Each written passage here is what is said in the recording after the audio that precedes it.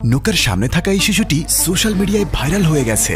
সবচেয়ে বিখ্যাত সে ফুটবল তারকা বা ট্রেন্ডিং সিঙ্গার না, ইন্দোনেশিয়ার সুমাত্রার প্রত্যন্ত গ্রামের বাসিন্দা। Welcome to Indonesia. আমরা এসেছি তার গল্প বলতে। একটি ঐতিহ্যবাহী ক্যানোর সামনে দাঁড়িয়ে স্থানীয় প্রতিযোগিতায় তার একক নাচ সারা বিশ্বে তাকে অনুকরণীয় করে তুলেছে। কয়েক সপ্তাহের মধ্যে সে আইকন হয়ে যায়, কিন্তু এই নাচের পেছনে আরো গভীর গল্প আছে।